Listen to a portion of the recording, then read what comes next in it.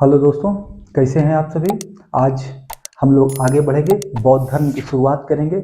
उससे पहले दो शब्द, हमारे साथ जुड़ें, हमारे चैनल पर आएं और बने रहें, पूरा वीडियो देखें। हमसे बेस्ट कोई नहीं। इतना अच्छा से समझाऊंगा कि आपके दिमाग में, भेजा में वो भिजना ही है, वो घुसना ही है। ठीक है। और जो भी मैं पढ़ाऊंगा उससे बाहर कुछ भी नहीं जाना है। ठीक है। तो आप जो है हमारे साथ बने रहें बस। देखिए, बौद्ध धर्म क्या बोला भाई? बौद्ध धर्म, बौद्ध धर्म। कोई दिक्कत? क्या क्या जानते हैं आप लोग बौद्ध धर्म के बारे में? ये 1 मिनट आपको दे रहा हूं, कमेंट करें।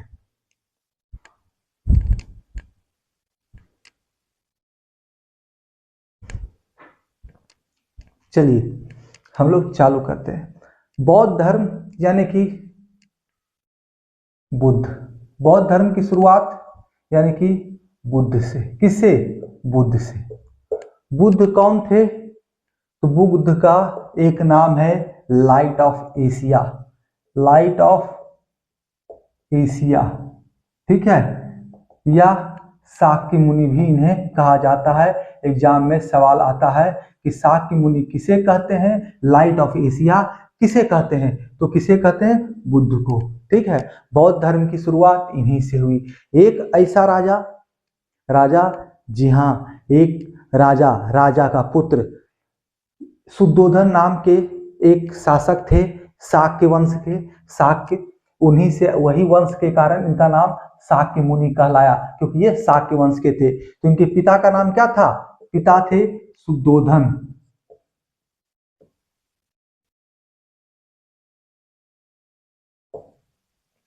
शुद्धोधन पिता थे। और ये किस वंश के थे? तो शाक्य वंश के थे। कहीं कोई दिक्कत हो तो कमेंट करना है, मैं अच्छे से समझाऊंगा। कह रहा हूं ना, आपका भाई, आपका अग्रज, मैं आपके लिए हमेशा खड़ा हूं। आप कमेंट करके तो देखो, आप हमारे साथ बने रहो, और आपको क्या दिक्कतें आ रही हैं वो हमें सिर्फ कहो। ठीक है। और माता का नाम था,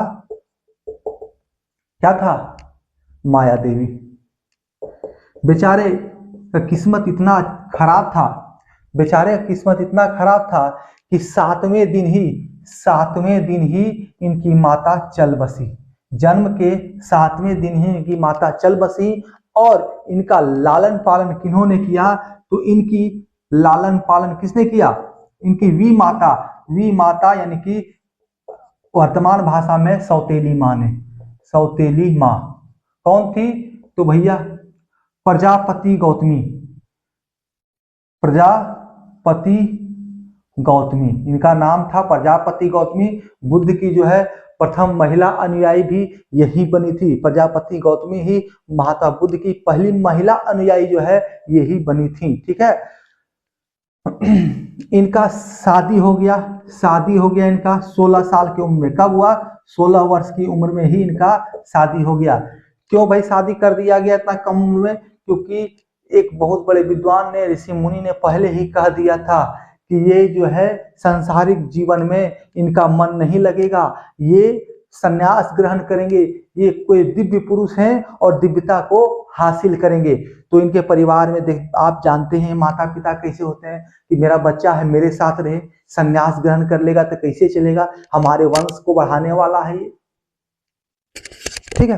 तो वंश को बढ़ाने के लिए क्या किए? संन्यास वो नहीं ले पाए तो उनको घर से निकलना तक बंद कर दिया गया। तो उन्हें कहा गया था 4-5 लोगों को देखेंगे, उसके बाद जो है ये, इनको कहा गया था विद्वान के द्वारा, इन्हें बूढ़ा व्यक्ति नहीं दिखना चाहिए, मृत व्यक्ति नहीं दिखना चाहिए, रोगी व्यक्ति नहीं दिखना चाहिए, सन्यासी व्यक्ति नहीं दिखना चाहिए। ठीक है। तो इनसे, इनका घर से निकलना भी दूभर था। ठीक है। दूभर मतलब बहुत कठिन था, इनको निकलने नहीं दिया जाता था। और 16 वर्ष की उम्र में यशोदा से इनकी शादी कर दी गई।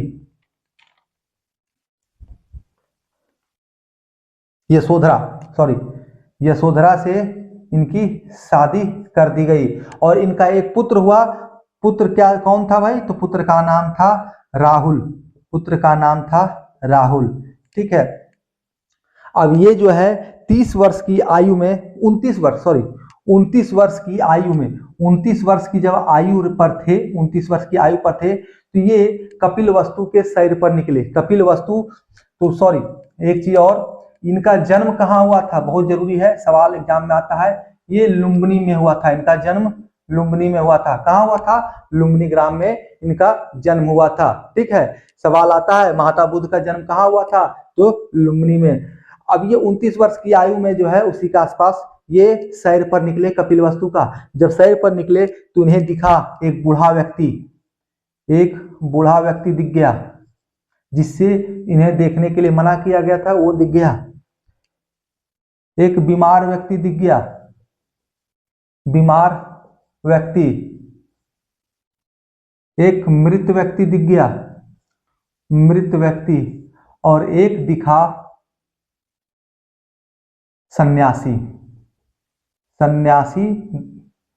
चौथा कौन दिखा, सन्यासी, जो इन्हें देखने के लिए मना था वही दिख गया। जब भी पहले जो है बचपन में या कभी निकलते थे 16 वर्ष की आयु, मतलब कि इसके पूर्व कभी भी वो निकलते थे तो पहले ही सैनिक लोग आगे जाते थे और देखते थे कहीं कोई मृत व्यक्ति, बीमार व्यक्ति, सन्यासी, बूढ़ा व्यक्ति तो नहीं है, तो उसे घर के अंदर कर देते थे, उसे साइड कर देते थे, ताकि महात्मा बुद्ध का नजर उन पर नहीं पड़े। ठीक है, क्योंकि वही था कि जब ये देख लेंगे इन चारों को, बस वो संन्यास ग्रहण कर लेंगे, उनका सांसारिक मोह माया से मन जो है हट जाएगा।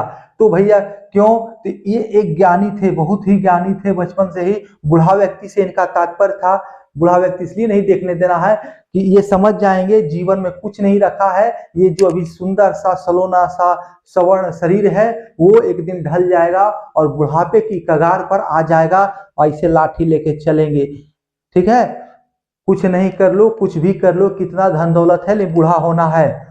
बीमार व्यक्ति, तुम कितना भी पैसा लगा लो, अगर बीमार हो गए हो तो कष्ट झेलना ही पड़ेगा। मृत व्यक्ति, तुम लाख अरबपति हो, बहुत बड़े शासक हो, बहुत बड़े विद्वान हो, लेकिन मरना ही मरना है, तो फिर इस जीवन का मोह माया क्यों रखना है। तो सबसे अच्छा इनको लगेगा फिर सन्यासी जीवन। कौन सा, सन्यासी जीवन। इसको बेचारा सन्यासी को कोई कष्ट नहीं, कोई धरती पर मोह माया नहीं, ना आगे ना पीछे पग्घा, ना कोई इनका रोने वाला, ना ये किसी के लिए रोने वाले। ठीक है, सन्यासी जीवन। यही जब देखे तो 29 वर्ष की आयु में इन्होंने गृह त्याग कर दिया। 29 वर्ष, 29 ईयर्स, 29 वर्ष की आयु में इन्होंने गृह त्याग किया। ठीक है, 29 वर्ष की आयु में इन्होंने गृह त्याग किया और ये अपने यात्रा पर निकल गए। ये एक कहानी बताता हूं, एक पुस्तक में भी है, हम लोग जब पढ़ते हैं 10 to 12 में, तो एक पुस्तक में है कि जब सिद्धार्थ महात्मा बुद्ध बनकर लौटे तो घर में उनकी सबसे पहले भिक्षा लेने पहुंच गए अपने घर, तो वहां इनकी पत्नी निकली है, इनके चरणों में गिर गई, कही हे प्रभु कहाँ थे आप, हमारा जीवन क्या होगा। तो उन्होंने कहा तुम्हें जो छोड़ा वो मैं नहीं था, तुम मुझे मत कोसो, वो कोई और था, ये जो तुम्हारे सामने है वो कोई और है, वो सिद्धार्थ था और ये बुद्ध है। ठीक है, तो ये गृह त्याग इनका 29 वर्ष में हुआ। गृह त्याग का जो चिन्ह था वो क्या था, घोड़ा था, घोड़ा। गृह त्याग का चिन्ह इनका क्या था, घोड़ा था। और गृह त्याग की जो प्रक्रिया है वो कहलाया महाभिनिष्क्रमण, महाभिनिष्क्रमण।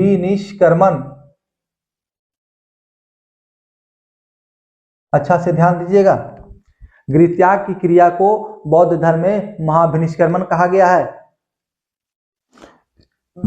चलिए मिटाते हैं, फिर आगे हम लोग बढ़ेंगे।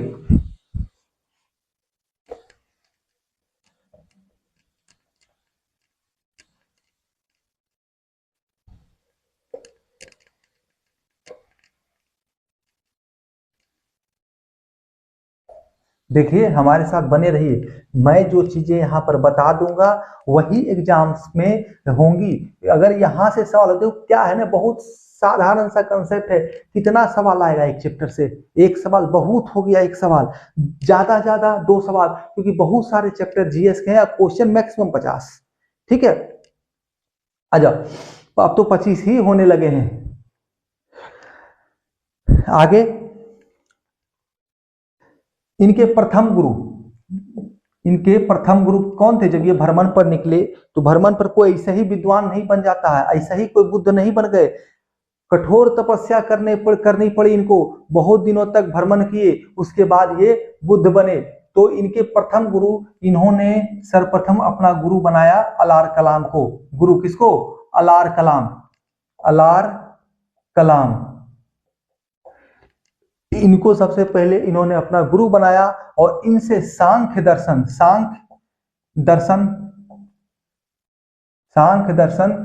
का ज्ञान लिया, सांख्य दर्शन का विद्या लिया और शून्य के बारे में जाना।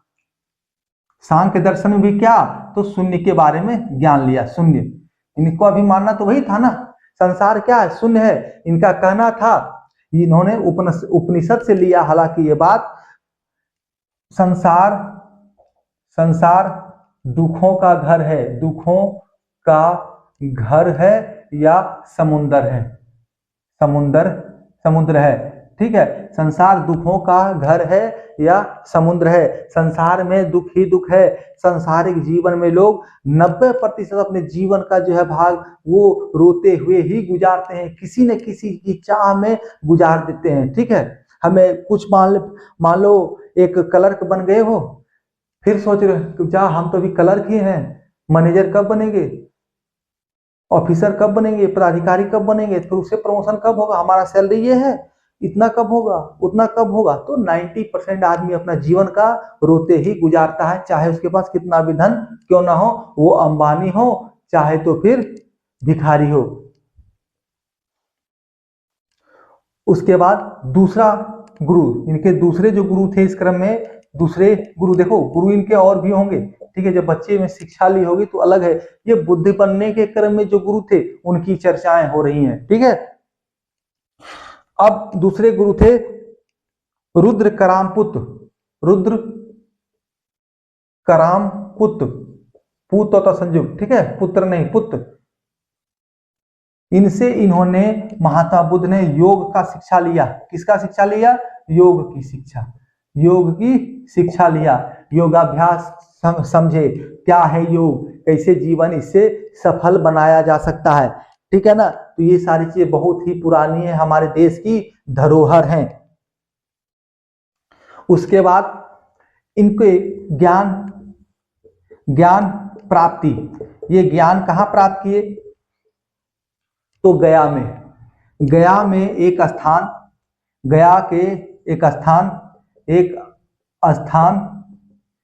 निरंजना नदी के तट पर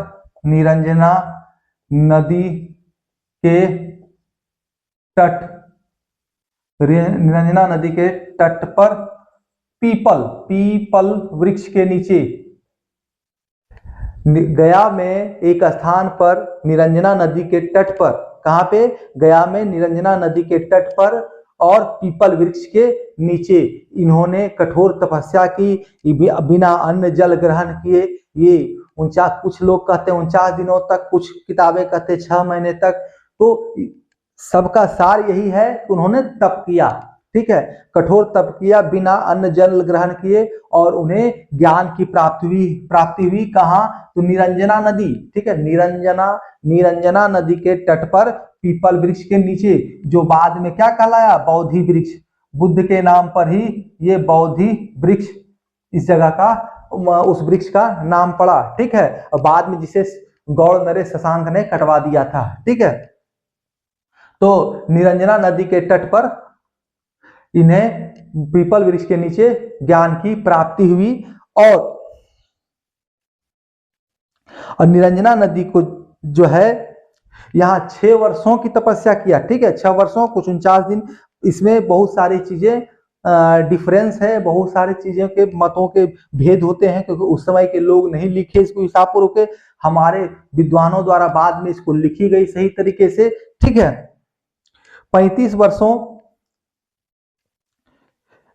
वर्ष की आयु में, सुनिएगा, 35 वर्ष की आयु में इनको जो ज्ञान की प्राप्ति हुई, 6 वर्ष इसलिए कहा जाता है, 29 वर्ष में इन्होंने गृह त्याग किया।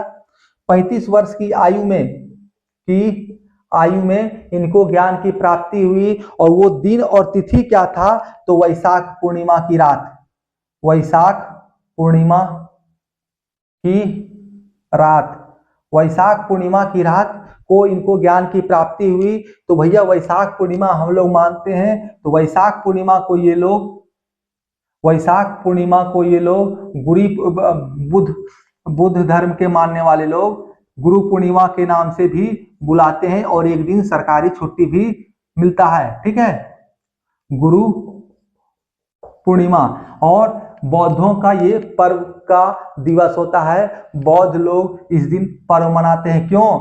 क्योंकि इसी दिन बुद्ध का जन्म हुआ था, इसी दिन बुद्ध को ज्ञान की प्राप्ति हुई थी, और इसी तिथि में बुद्ध को महापरिनिर्वाण यानी कि मृत्यु मिला था। ठीक है, इनका मृत्यु क्या कहता है, महापरिनिर्वाण। इनके ज्ञान प्राप्ति को इनके क्या कहते हैं, इनके गृह त्याग को महाभिनिष्क्रमण कहते हैं, और इनके मृत्यु को महापरिनिर्वाण कहते हैं। आइए, ठीक है, तो वैशाख पूर्णिमा की रात इनको ज्ञान की प्राप्ति हुई थी 35 वर्ष की आयु में, बोधि वृक्ष के नीचे, जो कि अभी बोधि वृक्ष कहलाता है, यानी पीपल वृक्ष के नीचे। और वो स्थान जो है जहां पर यह स्थान था, वर्तमान में बुद्ध के नाम पर ही ये बोध गया बन गया। क्या बन गया, तो बोध गया, बुद्ध के नाम पर ही ये बोध गया बन गया।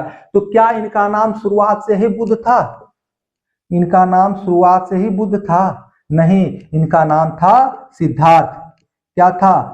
इनका नाम सिद्धार्थ था। ठीक है, बचपन का नाम सिद्धार्थ था। सिद्धार्थ और देवदत्त की कहानी आप लोगों ने पढ़ा होगा। एक कबूतर को देवदत्त ने तीर मारा, सिद्धार्थ ने उसको जो या आप हटा दिया गया हो अब वो पुस्तकों से वो चीजें, और वही उसी कबूतर को उठाकर महात्मा बुद्ध ने उस पर मलहम पट्टी किया, उसको स्वस्थ किया और आसमान में उड़ा दिया, और देवदत्त को ज्ञान दिया कि मृत्यु खुद की बस की चीजें नहीं है, वो जब आनी है तब आएंगी, हम क्यों उसमें इंटरफेयर करें, हम क्यों उस चीजों को बदलने का प्रयास करें। ठीक है, चलिए, अब इनका जन्म लुम्बिनी में हुआ। थोड़ा सा जन्म कब हुआ? जन्म जो है, बुद्ध का जन्म जो है 563 ईस्वी पूर्व हुआ। ठीक है, 563 ईस्वी, आपको लग रहा सर बताया ही नहीं, 563 ईस्वी पूर्व इनका जन्म हुआ था। आइए, और जहां पर इनको ज्ञान की प्राप्ति हुई वो स्थान बोध गया कहलाया, और वहीं पर एक ज्ञान का मंदिर, बुद्ध का मंदिर वहां पर बना। अभी भी ये बहुत बड़ा पर्यटक स्थल के रूप में माना जाता है, और दूर दूर से लोग वहां पर आते हैं बोध गया में। ठीक है, बहुत दूर दूर से लोग आते हैं। अभी बिहार का व्यापार का केंद्र भी बना हुआ है। ठीक है, वहां पर डॉलर्स भी मिलते हैं। और बुद्ध के एक तरह से मेरी भावना है, मैं अपनी भावना बता रहा हूं, एक ऐसे व्यक्तित्व जो जिन्होंने चाहा कि मेरा ये छोटा सा साम्राज्य लुम्बिनी का साम्राज्य में नहीं चलेगा, कपिलवस्तु के साम्राज्य में मेरा जीवन नहीं चलेगा, मेरी ये महत्वाकांक्षा नहीं है, मैं किसी से लड़ता हुआ जीवन नहीं गुजारूंगा, मैं मार काट में नहीं जाऊंगा, मुझे स्वतंत्र राज्य चाहिए, स्वायत्त राज्य चाहिए, पूरा विश्व चाहिए, मुझे छोटा राज्य की लालसा नहीं है। उनकी सोच सिकंदर से भी बहुत ऊंची थी। सिकंदर तो उनके बाद आया, सिकंदर से भी बहुत ऊंची सोच थी कि हमें पूरा विश्व पर राज करना है, और बिना किसी एक बूंद खून बहाए हुए, बिना एक बूंद खून बहाए हुए। और वो कैसे हो सकता है? केवल और केवल ज्ञान के माध्यम से। ठीक है, और हमें लोग मान सके एक गुरु बनकर। ठीक है, तो गुरु बनकर थे, बाद में उन्हीं के संप्रदाय में, उन्हीं के धर्म, उन्हीं को मानने वाले लोगों ने उन्हें गुरु भी बना दिया और भगवान भी बना दिया। ऐसे चलिए और आगे बताते हैं। इन्होंने प्रथम उपदेश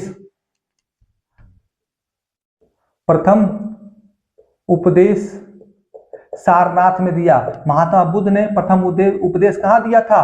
तो सारनाथ में। कहाँ दिया? सारनाथ में। और जहां जो कहलाया धर्म चक्र परिवर्तन, धर्म चक्र परिवर्तन। ठीक है, धर्म चक्र परिवर्तन कहलाया। सारनाथ में इन्होंने सर्वप्रथम अपना उपदेश दिया, और ये क्या कहलाया? तो धर्म चक्र परिवर्तन। ठीक है, ऐसे कहा तो धर्म परिवर्तन। जो जो आके जुटोगे जुट जाओ, ठीक है। और जिसका चिन्ह क्या था, तो चक्र था। ये धर्म चक्र परिवर्तन है, धर्म परिवर्तन है, ये धर्म परिवर्तन है, बीच में चक्र जोड़ दिए और सिंबल क्या हो गया, चक्र। तो अगर सवाल एग्जाम्स में आए, बुद्ध के इस प्रथम उपदेश जो सारनाथ में दिए थे, उसका प्रतीक क्या माना गया है, तो चक्र माना गया। क्या माना गया है, चक्र, भगवान विष्णु का चक्र। और इनके उपदेश किस भाषा में थे, तो भाषा, ये उपदेश की भाषा जो थी, ये भाषा क्या थी, तो पाली भाषा था। क्या था, पाली। कौन सा भाषा, पाली भाषा, ठीक है, कहीं कोई दिक्कत नहीं होना चाहिए। इन्होंने अपना उपदेश जो है बहुत सारे जगहों में दिया, बहुत सारे स्थानों पर दिया, कौशल में दिया, कौशाम्बी में दिया, वैशाली में दिया, हर जगह दिया। लेकिन सबसे अधिक जो है इन्होंने सर्वाधिक जो है ये उपदेश कहाँ दिए, कोई बता सकता है, सर्वाधिक उपदेश श्रावस्ती में दिए। कहाँ दिए भैया, श्रावस्ती में। सबसे अधिक उपदेश इन्होंने श्रावस्ती में दिए। श्रावस्ती कहाँ है, तो कौशल की राजधानी, कौशल की राजधानी है श्रावस्ती, और जहां के राजा थे प्रसेनजीत, ठीक है। अंगुली माल डाकू का कहानी याद है, अंगुली माल डाकू को क्या कहे थे महात्मा बुद्ध ने, टहनी तोड़ा आम का, इन्होंने और कहा था महात्मा बुद्ध से, उसने कहा अंगुली माल डाकू रुक जाओ, ठहरो। तो महात्मा बुद्ध ने एक टहनी तोड़ा और पूछा तुम कब ठहरोगे, मैं तो ठहर गया, तुम कब ठहरोगे, नहीं समझ में आया उसको। तो उसको बोले तुम बहुत बलशाली हो, तुम विनाश कर सकते हो, किसी को मार सकते, काट सकते हो, ये टहनी को तुम जोड़ के दिखाओ। तो क्या किसी चीज को तुम जोड़ सकते हो, क्या मरे को जिंदा कर सकते हो। उनकी बातें सुनकर उनको जब समझाना चालू किया, एक बार में तो कोई नहीं समझेगा, वो तब से मारकाट करते आया है, ठीक है। तुम्ही को कहता है भाई दारू छोड़ दो, नहीं छोड़ते हो, सिगरेट छोड़ दो, नहीं छोड़ते हो, रजनीगंधा छोड़ दो, नहीं छोड़ते हो, ठीक है।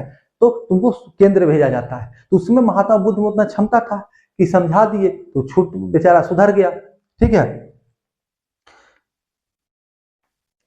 इनके प्रथम अनुयायी, प्रथम देखो भाई, प्रथम अनुयायी बच्चों में ये कंफ्यूजन होता है, शिष्य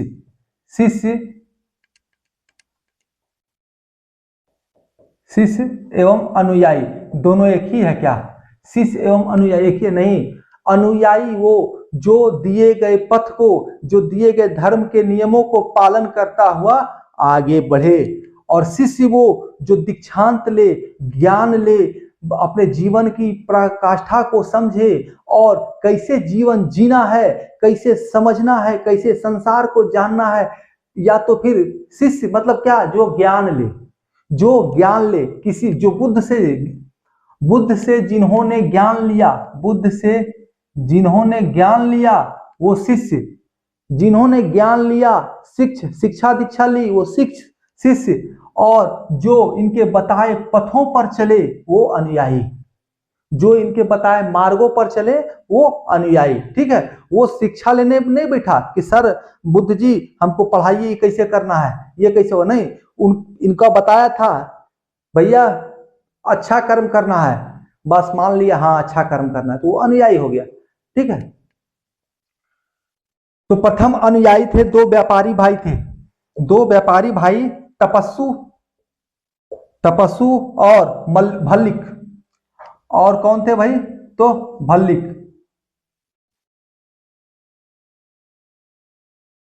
तपस्सु और भल्लिक थे इनके दो अनुयायी। इनके प्रथम अनुयायी कौन थे, तपस्सु और भल्लिक। कौन थे ये, व्यापारी थे, दो व्यापारी भाई, ठीक है। और शिष्य कौन थे भाई, इनके प्रथम शिष्य कौन थे, तो कौंडिन्य थे। प्रथम शिष्य कौंडिन्य, ये प्रथम शिष्य थे, कौंडिन्य इनके प्रथम शिष्य थे, ठीक है, कोई दिक्कत नहीं होना चाहिए। प्रथम अनुयायी तपस्सु और भल्लिक थे, और प्रथम शिष्य कौन थे, तो कौंडिन्य थे, ठीक है, कोई दिक्कत नहीं होना चाहिए। चार और शिष्य थे इनके, चार और प्रमुख शिष्य, पांच प्रमुख शिष्य था इनका। देखो सबसे पहले देखो क्या हुआ कि कोई जाता है, शुरुआती 5 शिष्य हुआ, ठीक है। इसे मान लो इनका शुरुआती 5 शिष्य था कि कहीं जा रहे थे, विचरण करते करते जैसे ज्ञान प्राप्त कर लिए। अब ज्ञान प्राप्त करने से क्या होगा, ज्ञान देना भी इनका मकसद था, संसार का उत्थान करना मकसद था, ठीक है। तो इनके 5 शिष्य हुए। सबसे पहला कौंडिन्य हुए, उसके भद्दिये हुए, भद्दिये पहला में कौंडिन्य का गिनती होगा, ठीक है। उसके बाद इनको 5 शिष्यों, सर्वप्रथम 5 शिष्य हुए, उनके नाम हम आपको बता रहे हैं। ऐसे तो उनके असंख्य शिष्य हैं, ठीक है, जो अभी उनसे शिक्षा ले रहे हैं, उनको मूर्ति रख के रख, वो भी शिष्य। गुरु द्रोण का शिष्य कैसे थे? कर्ण, ठीक है। भद्दिये, वप, महानाम और अस्सजी, ये 5 प्रथम शिष्य थे इनके। सबसे पहले शिष्य थे कौन? तो कौंडिन्य सबसे पहला शिष्य थे। उसके बाद ये सारे शिष्य उनके हुए, भद्दिये हुए, वप हुए, महानाम हुए और अस्सजी हुए, ठीक है। और इनका सबसे प्रमुख शिष्य, प्रमुख शिष्य, प्रथम शिष्य, 1 नंबर वाला शिष्य जो है ये थे प्रथम शिष्य। 1 नंबर वाला शिष्य ये थे कौंडिन्य। कौन थे? कौंडिन्य। और प्रमुख शिष्य जो था वो था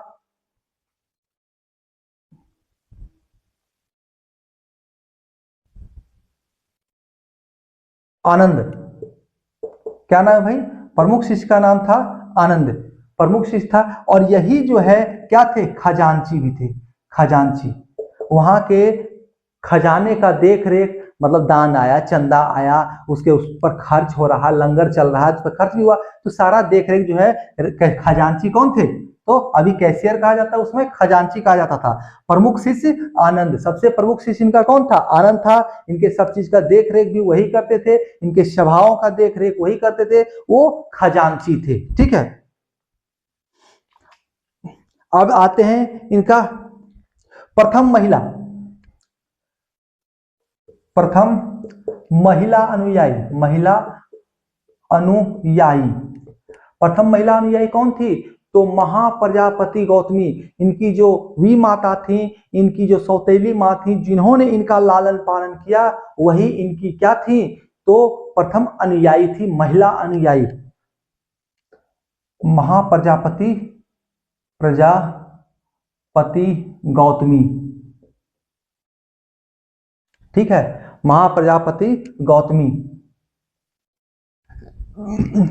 देखो, बुद्ध का अर्थ क्या होता है? बुद्ध का अर्थ होता है ज्ञान, ठीक है। बुद्ध का अर्थ क्या होता है? ज्ञान। आ जाओ आगे बढ़ते हैं।